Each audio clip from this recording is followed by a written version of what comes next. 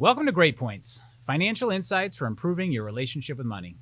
I'm Matt Schroeder, certified financial planner and director of financial planning at Great Point Wealth Advisors, a fee-only registered investment advisory firm with offices in Boston and Danvers, Massachusetts.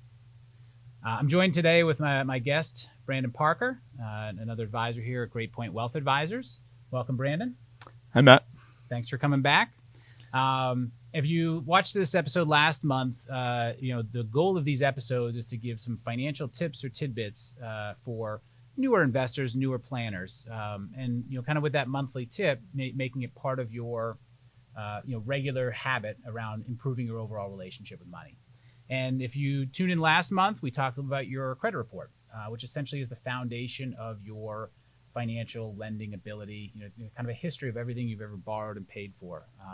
So if you have, hopefully you've done your homework and you've figured out what your credit score is, and now you can start thinking about what comes next. In today's episode, we're going to talk about cash flow, another one of those core ideas of financial planning and just personal financial management. So we're going to talk a little about what is cash flow, a couple of different ways to look at it.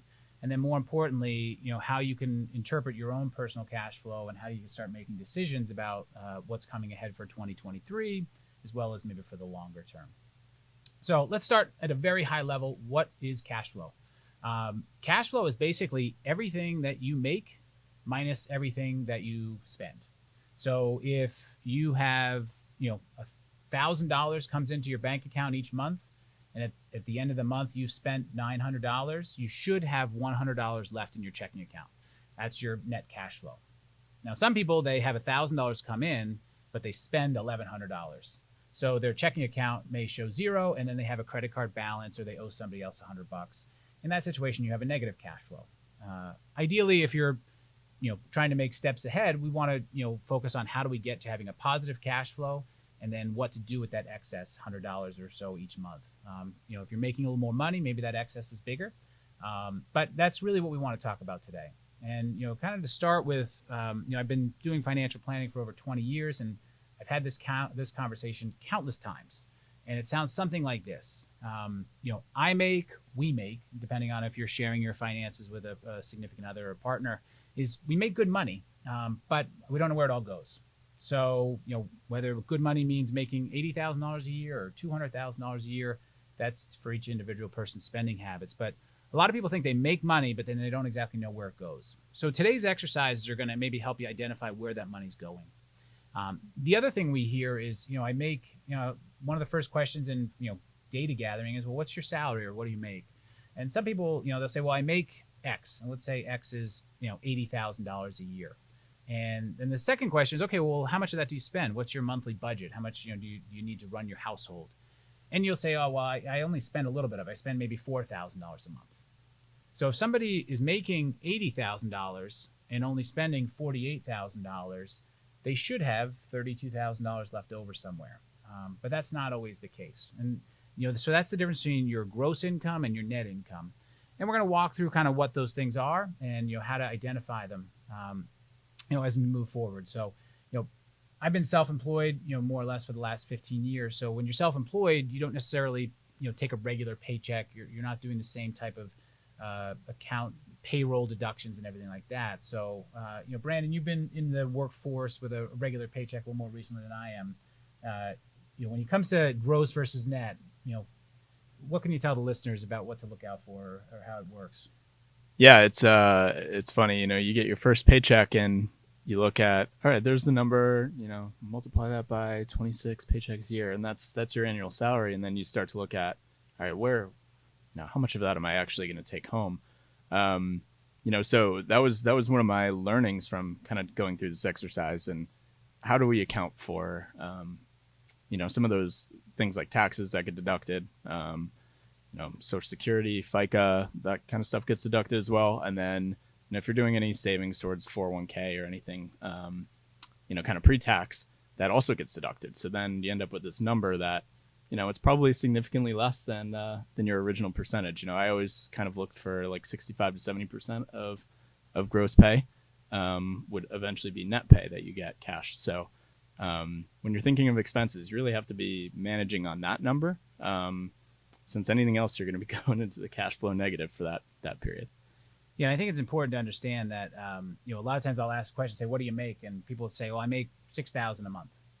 I says, "Okay, well, your W-2 says you made $100,000 a year, which is basically $8,300 a month." So, well, 6,000 is my take home. So, when you're doing your math and doing your planning, understanding the difference between your salary, your gross salary, and your take-home pay is part of this exercise. It also helps you understand, when you hear somebody else say, "Oh, I make X," and you're like, "Oh man, I only make half of that X." And says, "Well, they're talking gross, you're talking net." So you want to make sure that you're not, feeling lesser than because you're being undercompensated because you're talking about two different numbers. So, as you're going through your annual compensation review right now, make sure you understand what your gross salary is and how bonuses factor into that. But then also for personal planning, a lot of it comes down to net. And if you feel like your net take home that's hitting your bank account each month is a little bit low, you might decide to adjust what you're having withheld for taxes or withheld for savings. Certain things you can't change. Whatever the health insurance premiums are, they are. You can't negotiate that. But if you needed an extra $50 a month for to avoid building up a credit card debt, you might be able to reduce your 401k savings for a period of time, or you're getting a big tax refund at the end of the year. You might be able to change your withholdings so that you're getting a little more back in your paycheck each month. So as we'll recap kind of the homework at the end of this, but one of the an easy exercise is to figure out how much you made last year. And really, like I said, more on the net portion of it is take whatever bank account that you use and go online. And if you, in one of those areas, there's usually a section of like download transactions. And if you go and set the history for January 1st, 2022 to December 31st, 2022, and just download all transactions. And it usually comes as an Excel file. And then you can sort that Excel file by all money in. And when you're trying to figure out how much you had flow into your bank account for 2022, this is a great exercise. So you can see when you sum up all the biweekly paychecks and maybe you got a gift from your favorite aunt at Christmas time for $500, that's net cash flow. So you want to put all that into that left-hand column that says how much money did I have flow in that I was able to spend. And that essentially creates your net income or net cash, that's your gross cash flow for the last year. The second part of understanding cash flow is where the money goes. And people say, well, I don't really use a budget, or should I have a budget? Budgets are good, but they're also bad. Me and Brandon were talking about this offline, kind of saying, hey, when are they good? When are they bad? But I'll start with the good. I'm going to let Brandon talk about why they're bad. Budgets are good because they do create structure. So if you've got $4,000 a month that flows into your checking account, you want to make sure your rent or mortgage payment is a certain percentage of that. So, typically 30 to 35% maybe for housing. So if you only have $4,000 a month coming in and you're spending $2,000 a month on rent, it's going to be really hard for you to have any excess cash flow. But on the flip side, if you have $7,000 a month coming in and your rent's or mortgage is only $1,000 a month, you should have some excess, or it might help you decide, hey, I can afford to buy the bigger house or whatever it may be. So it's good to create structure and kind of set spending targets. So, maybe 10% on entertainment or dining, 30% on housing, different things like that. But they're not the end all be all. And, Brandon will talk about when they kind of break. So what's your experience of when budgets fail? Yeah, so I think it's an appropriate time of the year to talk about it. So I'm sure a lot of people have New Year's resolutions, and you're starting a new year fresh. You might be looking at your budget freshly. So it's great to have the structure. One of the things that can be challenging, and this was something that I kind of learned going through this exercise as well. You may think you have a pretty good capture of what your monthly expenses are, and then you realize, oh, I had a vacation expense in July. I had a car breakdown in November. I had, other lump sum kind of payments that happen every once so often, but they're not super predictable. And so if you look only on a monthly basis, you look at your budget, you might end up breaking your budget 6 times in a year. And you say, well, how did that happen? Like, I didn't really think about this. You know, you might have a quarterly HOA. Like there's all of these different things that don't hit necessarily every month. So that's one thing. And then I think the other one is a little more behavioral, psychological. You know, I feel the same way about dieting sometimes. You break your diet once and all of a sudden you're like, well, you know, I messed it up. It's over. I'm not going to get it done. You know, and I think the same thing can happen with a budget a little bit. If you go over a budget in a given month, you might just sort of throw in the towel on it.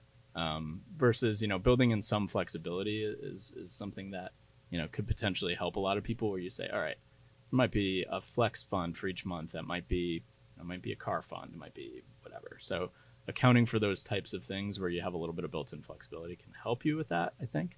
But it is one of the challenges of budgeting. You get those moments of, oh shoot, I went over my allotted amount for groceries this month. What do I do now?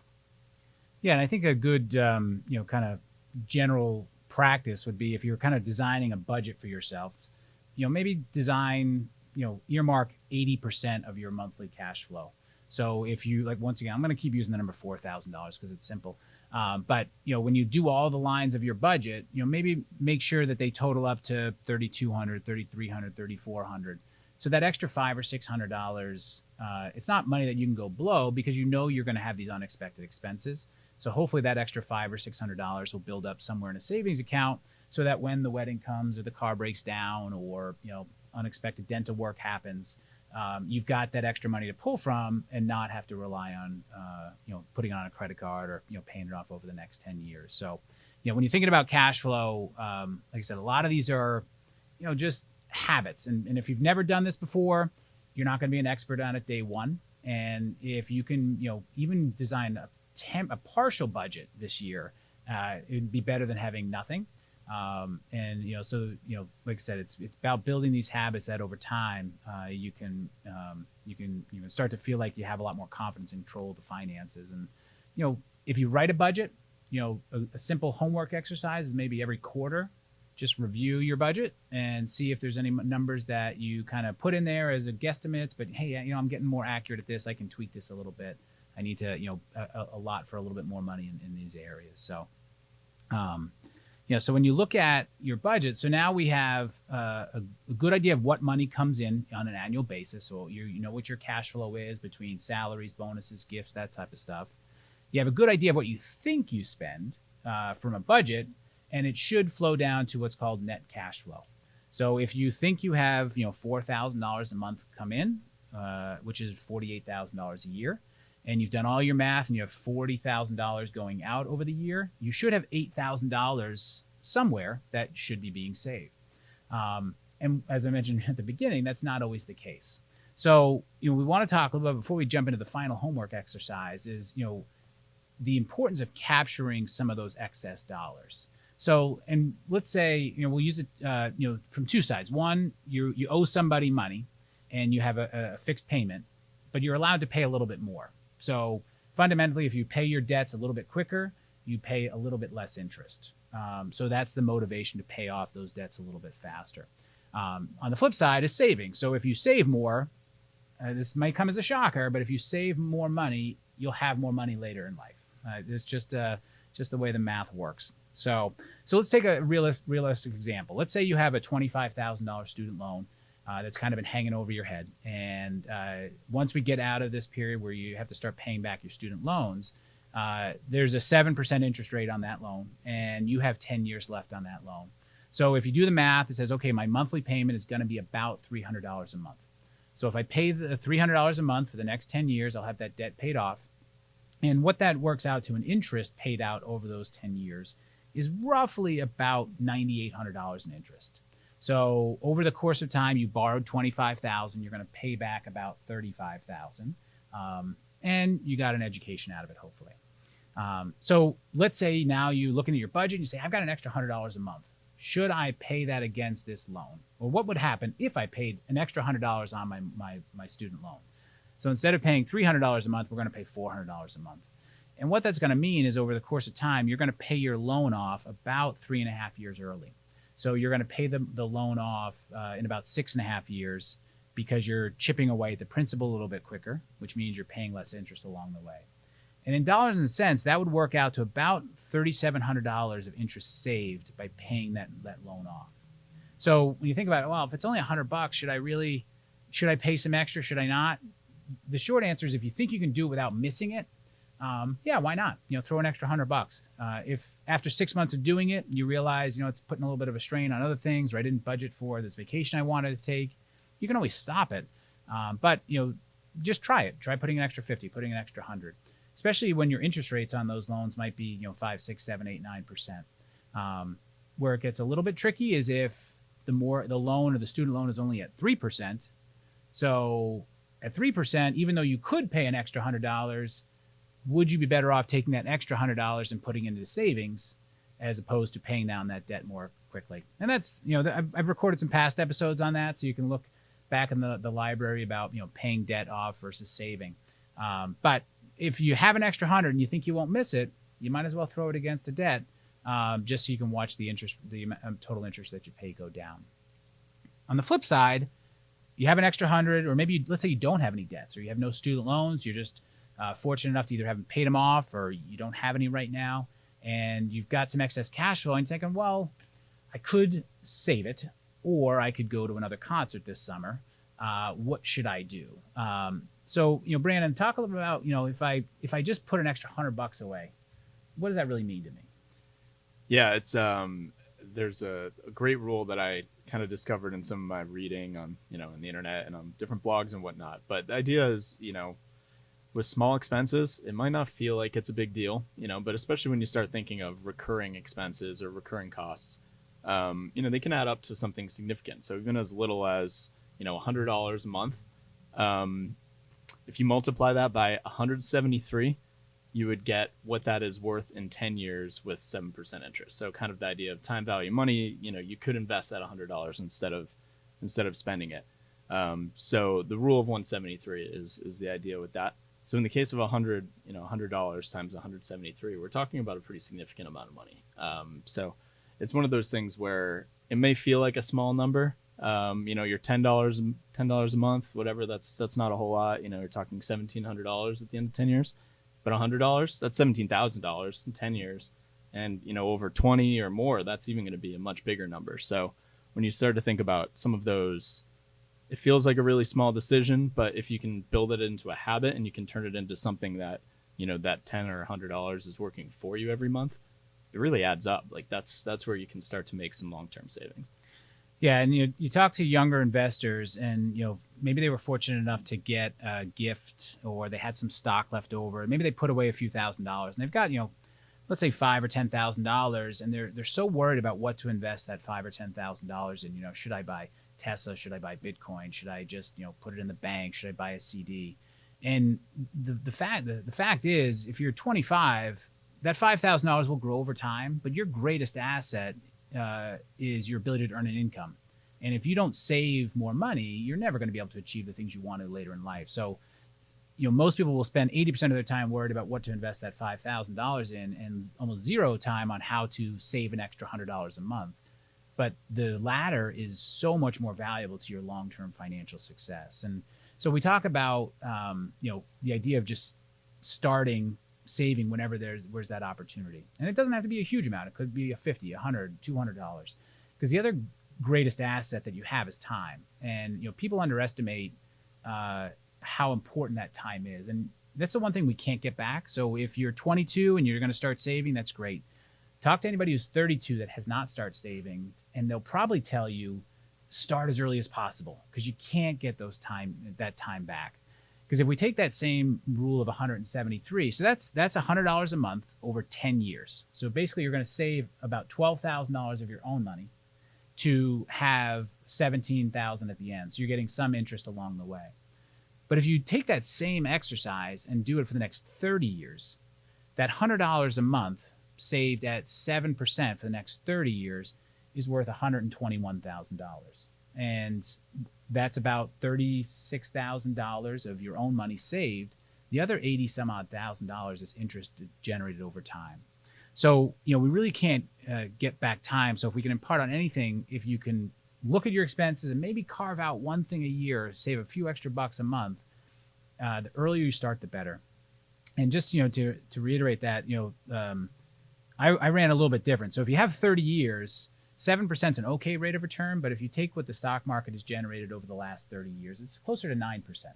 So, and if you have time, you can afford to take on a little more risk because, over time, stocks tend to do better than cash and bonds. So if you take that same $100 a month and you did it over generated a 9% annualized rate of return over 30 years, that $100 a month saved would be worth $183,000. And if you can afford to save $200 a month, it's basically double. It'd be worth about $366,000 a year. So let's say we could save $200 a month for the next 30 years. We've got $366,000 in an account, all through just creating a little bit extra discipline, maybe cutting out 1 or 2 meals out a month, or, I hate to say it, but maybe not spending as much on upcoming Valentine's Day presents and things like that. My wife's going to love to hear that part. And then if we had it 40 years, so we have 10 more years, same idea. We put $200 a month away for 40 years. That with that extra 10 years of growth, it would grow to over $900,000.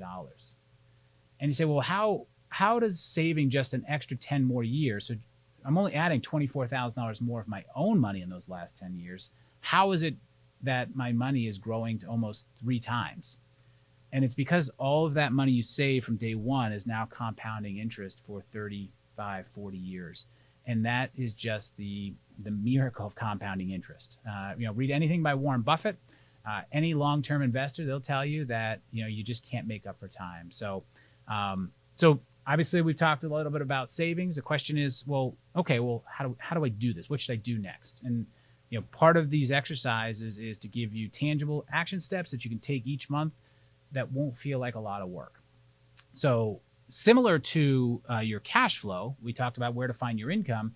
The question is, where do I find all my expenses?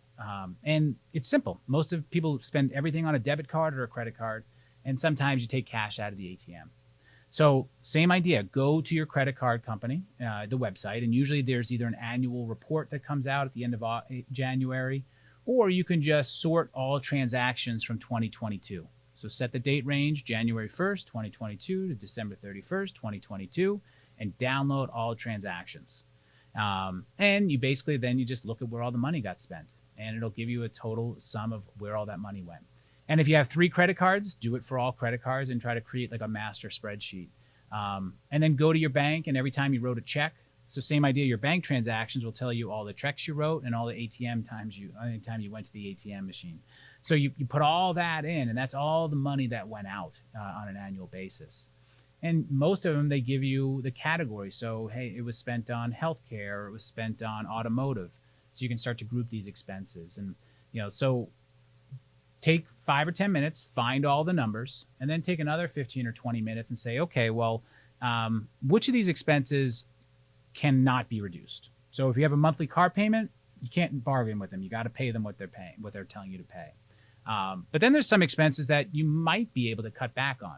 Dining, entertainment, whatever it may be. You can look for those expenses.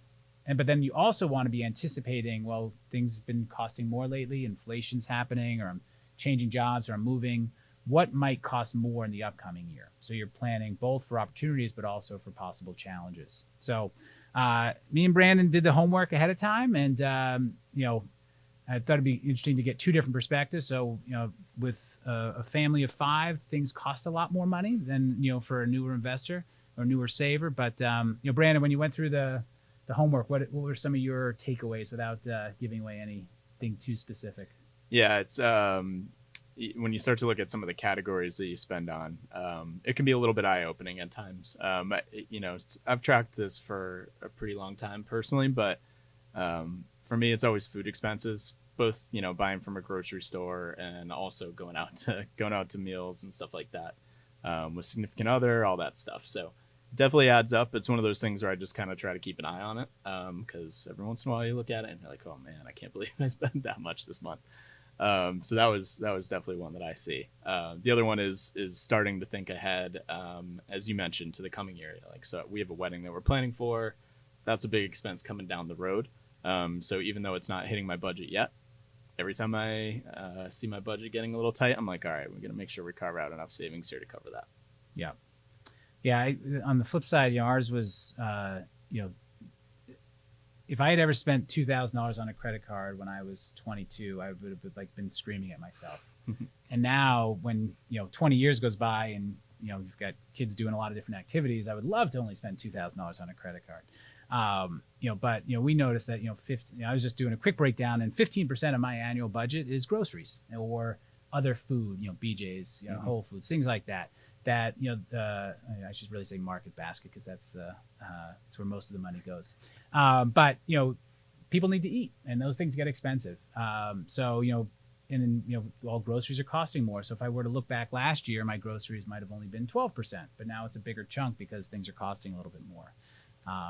The other thing I look at is, one of my biggest expenses is activities for, sports, clubs, organizations, things like that, which they're for the family expenses. But I know that, as my kids get older and they move on, I'm not going to be paying for their sports anymore. So yes, it is a current budget, but when I think about the long term, those expenses will eventually drop off, and that can be replaced with either more savings or freeing up money for a trip or things like that. When I look at where I want to be going in 5 years, so you look at these things and you kind of you kind of see patterns, and there's no perfect budget for anybody. But if you have, like I said, a half hour of time and you just have the numbers in front of you. I did this probably about 20 years ago when I was working in an office, and I had a few people working for me, and I always like to I would be like, oh, I'll grab some Dunkin' Donuts for the office. This will be great. And then I got my annual statement, and it said that I spent $2,300 at Dunkin' Donuts in 1 year.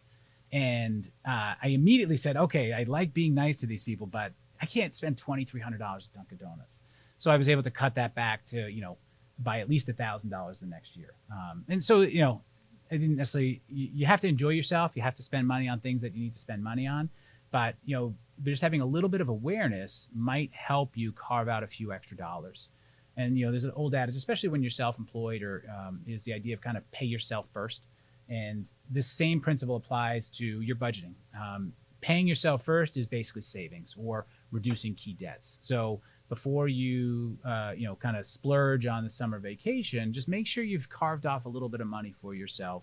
Your 401k may be an easy way to do that, but also having some form of liquid savings as well is important. And that way you can, see it starting to accumulate and not feel like you have to wait till you're 60 to spend that money. The final point is, when you're younger, you've got time. You've got time on your hand, both for letting your money grow, but also throughout your day. And, if you're truly unhappy with your cash flow situation, I'll just share my personal experience. In my first job, we were expected to work 70 hours a week. And it was this job. It eventually turned into my career that, my boss said, look, if you've got an extra minute, go back to work. And if the more you work, the more successful you'll be. And, most jobs, they expect you to work maybe a little bit more than a 40-hour work week. But if you look at the week and you've got 168 hours, sleep's important, entertainment's important. But, if you've got time and you can just carve off a little bit extra, you say, hey, I'd love to have an extra $5,000 or $10,000 to save. I just don't have any extra money in my paycheck. One option is to get a part-time job. It may not be the most popular theme, but maybe taking something over the summer or during the holidays, plowing snow for the town, or, working in retail. None of these are glamorous positions or things that you're going to be doing forever. But if you're tight on cash, but you do have time, that's another way to put your time to work for you. So, that is, understanding how to drive, how to increase your overall cash flow at the top level. So, hopefully we've given you some things to think about.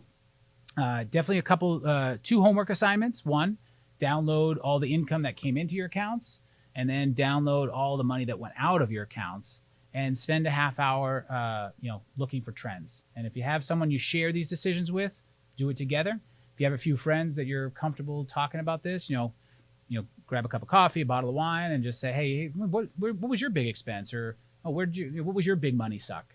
And you might find that, doing it with a few peers will help you realize that, hey, you're not the only one who's struggling with this. You're not the only one who wishes they had a few extra dollars, but you might pick up a good idea or tip from a friend as well. So, Brandon, thanks again for being here. We'll see you next month as we continue this, trend of doing some monthly tidbits.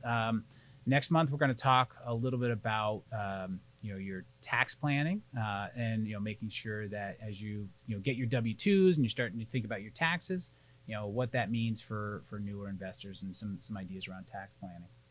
So until next time, thanks for being here.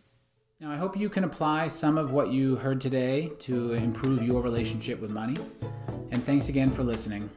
Until next time, on Great Points with Matt Schroeder. Great Points is hosted by Matt Schroeder. Great Point Wealth Advisors is a registered investment advisory firm regulated by the Securities and Exchange Commission in accordance and compliance with the securities laws and regulations. Great Point Wealth Advisors does not render or offer to render personalized investment or tax advice through Great Points. The information provided is for informational purposes only and does not constitute financial, tax, investment, or legal advice.